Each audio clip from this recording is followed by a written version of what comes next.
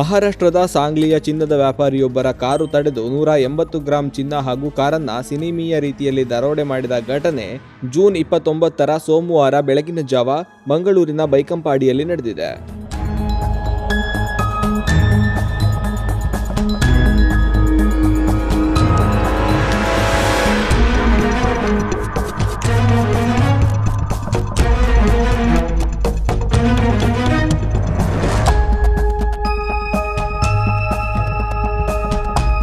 ಸಾಂಗ್ಲಿಯ ನಿವಾಸಿ ವಿಕಾಸ್ ಅವರು ಪತ್ನಿ ಹಾಗೂ ಮಗುವಿನೊಂದಿಗೆ ಕಾರಿನಲ್ಲಿ ಕೇರಳದ ಪಯ್ಯನೂರಿಗೆ ತೆರಳುತ್ತಿದ್ದರು. ಈ ವೇಳೆ ಬೈಕಂಪಾಡಿ ಸಮೀಪ 2 ಇನ್ನೋವಾ ಹಾಗೂ 1 ಸ್ವಿಫ್ಟ್ ಕಾರಿನಲ್ಲಿ ಬಂದ 7 ಮಂದಿಯ ತಂಡ ಅವರ ಕಾರಿಗೆ ಅಡ್ಡಗಟ್ಟಿ ವಿಕಾಸ್ ಅವರನ್ನ ಕಾರಿನಿಂದ ಕೆಳಗಿಳಿಸಿದೆ.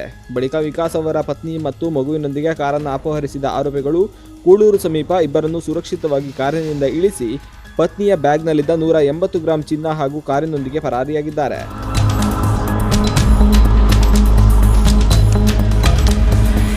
ಘಟನೆ ಸಂಬಂಧ ಪಣಂಬೂರು ಪೊಲೀಸ್ ಠಾಣೆಯಲ್ಲಿ ದರೋಡೆ ಪ್ರಕರಣ ದಾಖಲಾಗಿದ್ದು ಪೊಲೀಸರು ತನಿಖೆ ಆರಂಭಿಸಿದ್ದಾರೆ. ಘಟನೆಯ ಸಿಸಿಟಿವಿ ದೃಶ್ಯಗಳು ಲಭ್ಯವಾಗಿದ್ದು ಸದ್ಯ ಪೊಲೀಸರು ವಿಕಾಸ್ ಅವರನ್ನ ಕರೆತಂದು ಸ್ಥಳ ಮಹಾಜರು ನಡೆಸುತ್ತಿದ್ದು ಆರೋಪಿಗಳ ಪತ್ತೆಗೆ ಕಾರ್ಯಾಚರಣೆ ಮುಂದುವರೆದಿದೆ.